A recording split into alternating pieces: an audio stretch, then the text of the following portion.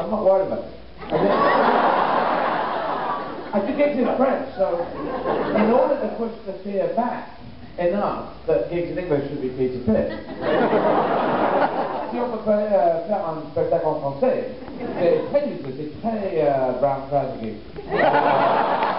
It really is fucking scary. I used to be backstage, the first time I was doing it, with this guy, an American guy actually. And he lived in Paris for some time, so he was there. He did a fair bit of slang. Because you need slang, because it needs to be, it's not a dictionary gig, this. It's not, and then I preambulated into, not he, but you know, it's anything. Whatever comes out of your mouth is allowed, because, you know, you just decide it, because it's a spoken, language is controlled by the street, the truth, you know? Dr. Johnson, the first dictionary, all the dictionary, Webster's dictionary, oh, that's not what it says in the dictionary. Fuck the dictionary. Fuck the spelling. Whatever comes out of your mouth. You know, and that's why, you know, in music people use it that way, in that language, in rap language or whatever. So, my point was, oh yeah, so if you do a good gig, you could have been just really pissed off before, or just just hit your hair, or something, and then you do a really good gig. Or you can have the same thing before, and you do a really weird gig, or not good gig.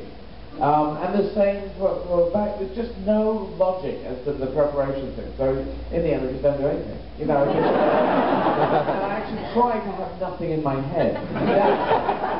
The idea, because I found if you start going through things just before you go on, because I do to an extent, I go, okay, the air is going to go, I need to have something coming out of my mouth. But the worst thing you should do was to think, well, what's the first thing you say? Because on gigs, especially in a club, the first thing you say is important. First 30 seconds, you live or die. Comics, so, you know, 30 seconds, you get them or you lose, and I kill you, stab you. So just before you go on your waiting, there's some coming up there and you're waiting, and then you go, oh no, I'll change, no, I'll say this. Oh, what happened in the audience? Oh, I'll talk about this. No, I wasn't doing it. And then you go nuts. So the thing, I do that thing which maybe George Bush does, of emptying your mind.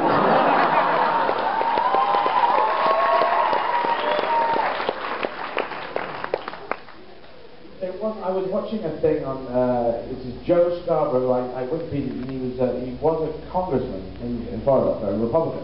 So he's obviously, you know, on the side of George Bush, and this is from some way back, it's on YouTube, I just picked up, so I don't know when it came out. But it was, you know, is George Bush an idiot?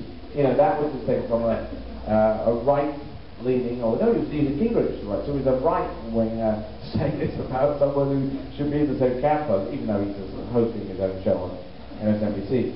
And then so he did that classic thing, and Letterman's done it, and everyone's done it. It's a string of stuff that George Bush has said. And there is this idea that he's very clever, but, you know, plays a dumb act, you know, him and Paris Hilton. I don't see what you gain out of it. I don't see where the end is. What's the upside? Everyone thinks I'm stupid. And meanwhile, meanwhile, I went round the back and I stole all the candy bars, you know, kind of, ate all the chocolate, you know. That should be some upside. Meanwhile, I made peace in Iraq, peace in Afghanistan, peace all over, and everyone loves it. You know, there's got to be some upside. Paris apparently has got God. I just, she's designed to die in the trunk of a car, isn't she?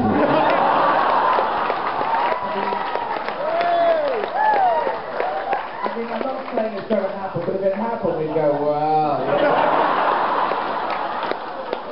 It's a kind of trunk of a car thing.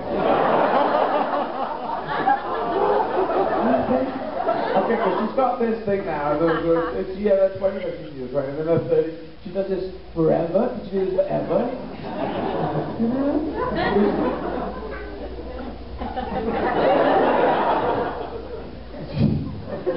I don't know.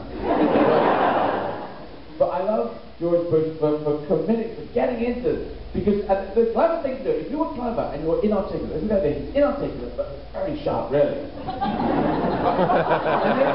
the interesting thing was on this, and I'm a person of the Democratic persuasion, or centrist, you know.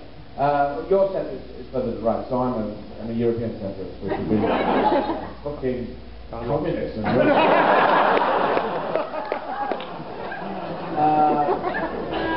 They said there have been a number of presidents or politicians on the Republican side with a really sort of goofy, stupid, Gerald Ford kind of image. You know, Reagan went with his what? Jelly beans. Eisenhower, I wasn't around with Eisenhower, but apparently, even though he was running, World War II, he had this kind of image of not getting it together. And there's an idea of inarticulacy, but being sharp up there. But it seems that George Bush, you would assume inarticulate, you get yourself off the screen as much as possible. You know, you just put out worded statements. Just read that. Just get the camera in on this. Not comparing it, but he just dives in and goes, "Fool me once, shame on you." That's the right way, isn't it? So that one is a definite one that you can get mixed up on. So you know, never go for it. Don't go for it. Don't work out with taxes on your shoulders. Fool me once, shame on me. Fool me once. So that you'd have to remember, the thing to remember would be that the beginning of that saying is all about yourself. Fool me once, shame on me. Me. It goes me to me, and then you're fine. Fool me once, shame on you. So the three me's and then one you. You can work that out. If you're going to use that, it's a me, you. If you're a president, you've got to have an ego, whatever, so you pull a lot of me stuff in. So you say, okay, a lot of this stuff's about me, it's all about me, president, so me, you. And you could line that up in your head to have that as a thing. It's a 3 and a 1, it's a 3 and a 1. You know, it's just something. But just plow into it, it just dives in. Fool me once, shame on you. No, he didn't even get that. He can't fool me, you know. Don't. You've got to put food in our family. There's such a collection.